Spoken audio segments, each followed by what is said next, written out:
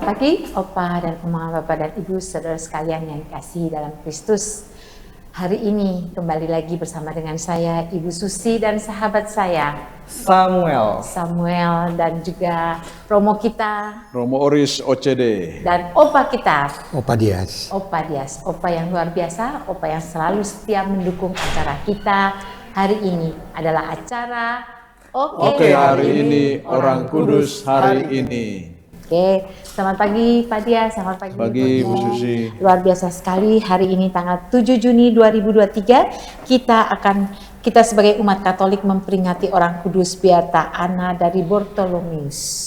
Selain itu kita juga akan mendengarkan tentang Santo Justinus menjadi pembela keadilan dan hak asasi manusia dari Romo kita, Romo Oris. Silahkan waktu kami. Baik, terima kasih untuk kesempatan yang diberikan. Sebelum kita bicara lebih lanjut soal Santo Justinus ini, kita sedikit melihat tentang kisah kehidupan yang ia lakoni di dalam seluruh hidupnya. Jadi menurut catatan bahwa Santo Justinus martir itu lahir di Sikem, ya, di Samaria. Lalu Santo Justinus itu dikenal sebagai seorang filsuf dan teolog.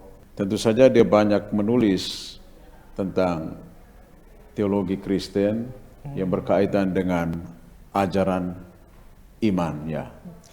Romo, ini kalau di Sikem ceritanya, jadi berarti ini masih daerah Timur Tengah ya, Romo? Ya, di Samaria. Palestina, ya? Ya, di Samaria. Jadi Santo Justinus juga menjadi seorang martir pada masa pemerintahan Kaisar Romawi. Ya, masa Marcus Aurelius. Sebagai seorang martir tentu saja dia memiliki kekuatan iman. Artinya dia mempertahankan imannya dan rela mati demi Kristus yang dia kasihi, dia cintai. Sehingga Santo Justinus ini dikenal sebagai pembela kebenaran dan keadilan serta hak asasi manusia. Ya, jadi nilai-nilai kebenaran dan keadilan itulah yang ia perjuangkan, sehingga ia rela untuk mempersembahkan dirinya, hidupnya demi nilai-nilai itu. Jadi Santo Justinus memberikan contoh dan teladan bagaimana membangun kesetiaan di dalam iman dan kebenaran. Meskipun resiko yang harus ia hadapi dengan mempertaruhkan nyawanya sendiri, tapi demi sebuah nilai kesetiaan dan kebenaran dalam iman, ia rela untuk itu, ya.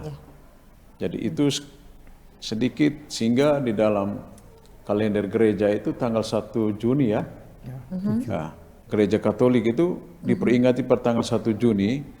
Ya, kita memperingatinya sebagai Bapa Gereja awal dan Santo Pelindung, ya, apologetis dan filsuf.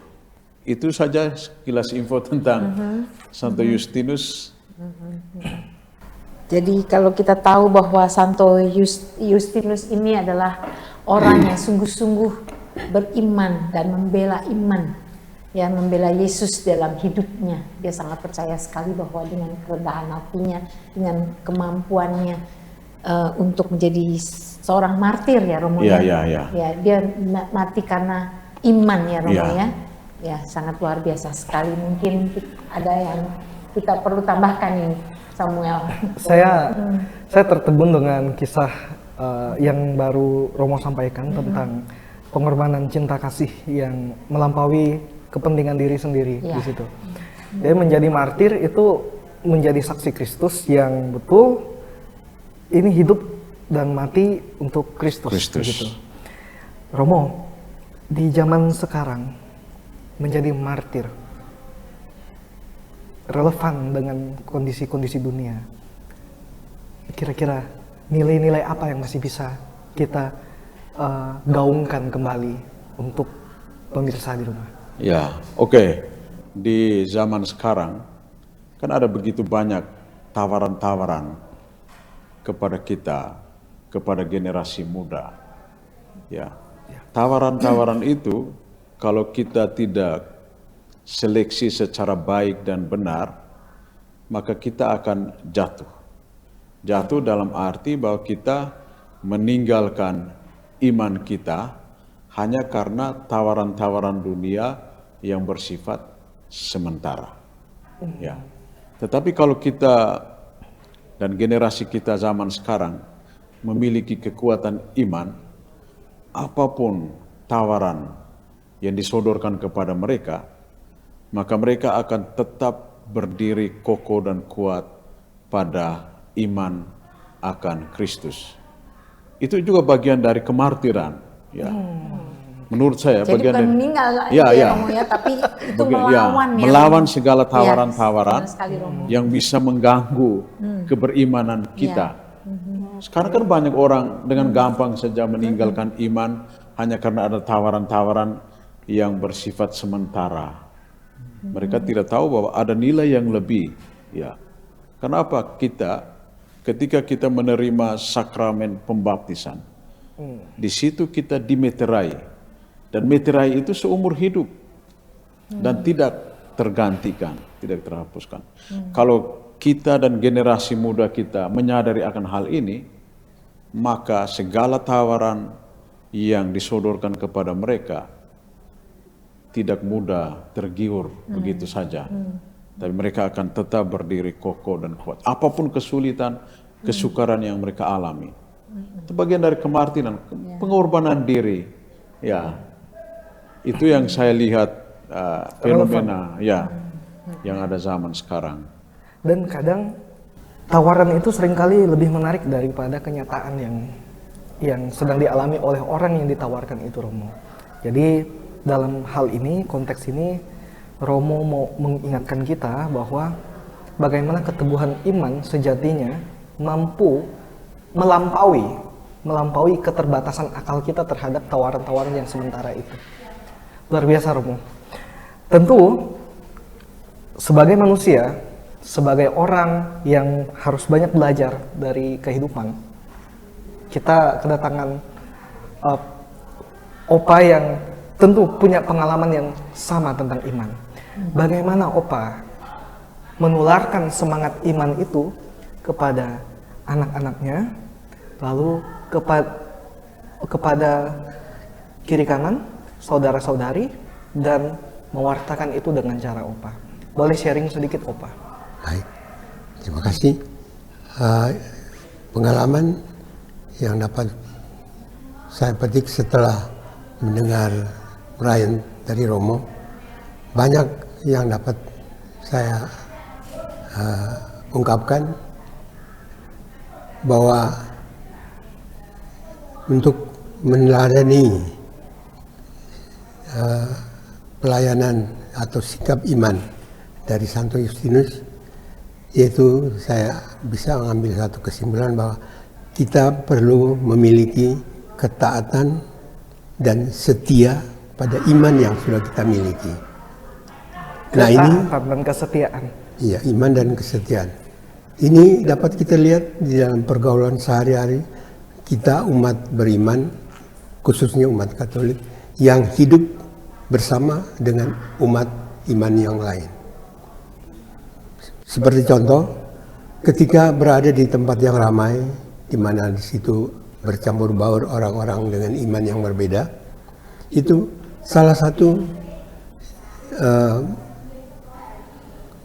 keinginan orang Katolik yang mempunyai iman Katolik, misalnya ketika di tempat makan, di rumah makan atau ke tempat istirahat, dia punya kewajiban untuk sebelum makan berdoa dengan membuat tanda salib. Nah di sini dia dengan iman yang masih sederhana, yang masih goyah, dia ragu-ragu karena melihat situasi di mana banyak orang yang bukan Katolik. Lalu dia berpura-pura membuat situasi agar tanda salib yang dia lakukan itu tidak diartikan orang lain bahwa dia sedang berdoa. Misalnya dia mau membuat tanda salib sebelum makan misalnya, dia toleh kanan kiri, lihat kanan kiri, mau buat apa ini? Goyang-goyang kepala, terus pura-pura garuk-garuk kepala atau batuk-batuk, baru sembunyi, baru buat tanda salib. Baik. Lalu ke bahu pura-pura gatal ya. basuh begitu. Iya, Ya. usap-usap. Nah, ini salah satu sikap iman yang sangat konyol sebagai seorang Katolik. Ya. Nah, kita tahu dari riwayat Santo Justinus ini, beliau sangat berani untuk mempertahankan iman Katolik.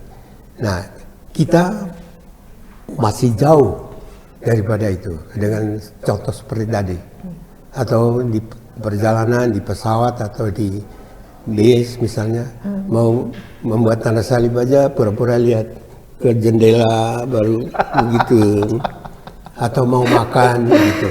Nah, inilah satu contoh yang bagi kita zaman ini perlu dipelajari, perlu diperbaiki untuk kembali meneladani sikap Santo Justinus di hadapan umum sebagai saksi dan martir. Sebagai saksi dan martir, saya menelaah bagaimana hal-hal yang sederhana itu sebetulnya sangat dalam maknanya tentang keimanan kita. Betul ya, saya melihat ini tidak ada cara lain untuk masuk ke sebuah kedalaman tanpa melalui hal-hal yang sederhana. Tahapan yang paling pertama itu adalah hal-hal yang sederhana seperti yang Opa jelaskan. Itu luar biasa Opa tentang itu.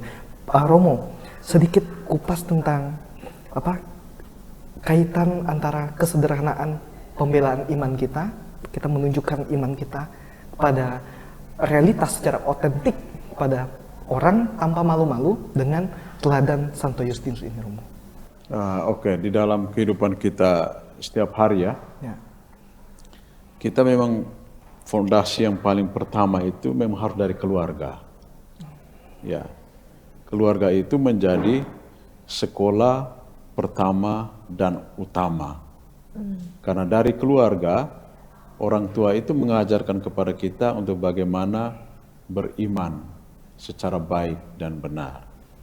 Dari keluarga juga, orang tua mengajarkan kepada kita untuk bagaimana membangun kehidupan sebagai orang Katolik secara berkualitas. Jadi kalau sudah dibangun dari awal, maka ketika anak itu bertumbuh, berkembang, menjadi remaja dan dewasa, itu dia tidak akan malu-malu dan takut. Ya, karena apa? Karena nilai-nilai kekristenan itu sudah ditanamkan sejak dari awal. Itu idealnya kan begitu. Tetapi di dalam perjalanan waktu, itu juga tergantung dari pribadi kita. Kan ada yang orang menjadi Katolik baru dewasa itu. Tetapi kalau dia memiliki sikap militansi di dalam keberimanan, itu dia tidak akan takut. Jadi kita bukan jadi fanatik ya, tapi militansi. Militansi itu artinya bahwa kita memiliki sikap keberimanan yang kokoh dan kuat, tetap kita menghormati, menghargai saudara-saudari kita yang lain. Beda dengan fanatiknya. Ya, tapi saya tetap menjadi seorang Katolik yang baik, yang benar, yang berkualitas. Tapi saya juga mengasihi, mencintai sesama yang lain. Mantap. Itu yang perlu kita bangun terus menerus ya. Kalau fanatik kan beda. Beda, saya fanatik lalu saya mengabaikan orang lain, bahwa di luar diri saya itu salah semua. Salah semua. Nah, itu tidak benar itu. Ya.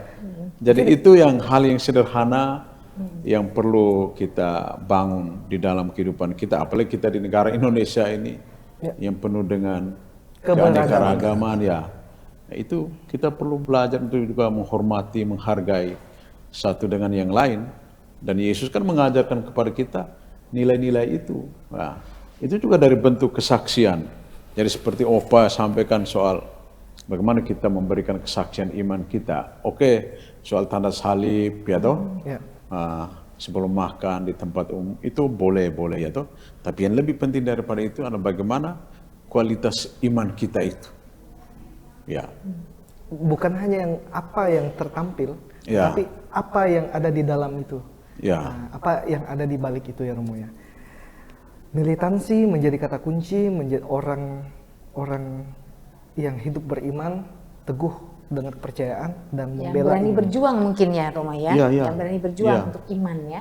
Ya. Perjuangan untuk iman Iman, salah ya. satunya. Nah, itu yang dibuat oleh Santo Justinus itu. Dia memiliki militansi iman. Sehingga berkaitan dengan kebenaran dan keadilan dan iman akan Kristus, beliau siap untuk menerima resiko apapun. apapun yang terjadi. Ya. Jadi yang sederhananya seperti obat tadi, kalau kita di tempat umum, tidak usah malu-malu kita membuat tanda salib ya toh, Iya. berdoa, ya. Itu hal yang kecil yang sederhana, mau menunjukkan soal kesetiaan kita kepada Tuhan yang kita imani.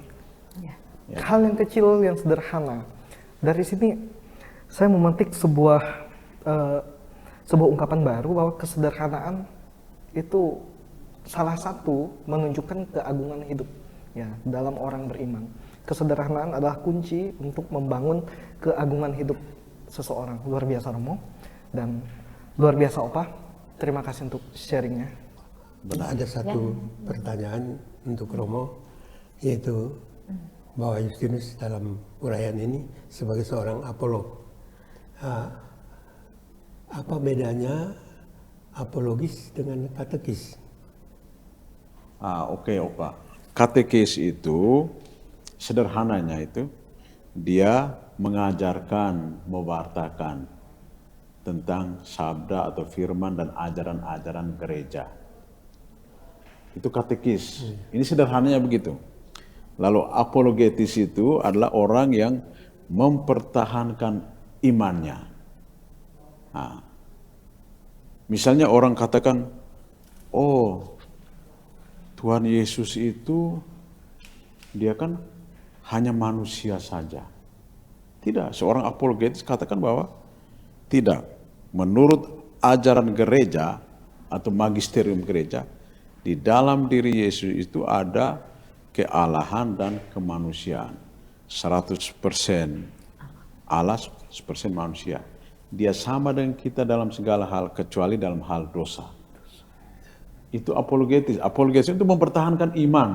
Nah, jadi bisa sekarang kan banyak sekali ya toh, banyak romo-romo yang menjadi apologet. Dia mempertahankan iman. Misalnya ajaran tentang Bunda Maria. Kemarin kan lagi rame tuh. Oh iya. Itu heboh sekali itu. Katekis juga bisa menjadi seorang apologetik. Oh, oke. Ya, tetapi tugas katekis yang pertama dan utama itu mengajarkan iman kepada saudara-saudari kita yang lain. Itu sederhananya begitu. Tapi semua kita kalau kita memiliki pengetahuan yang cukup Luas. teologi dan iman, kita bisa menjadi apologetis. Ya, untuk mempertahankan iman kita. Ya, Baik.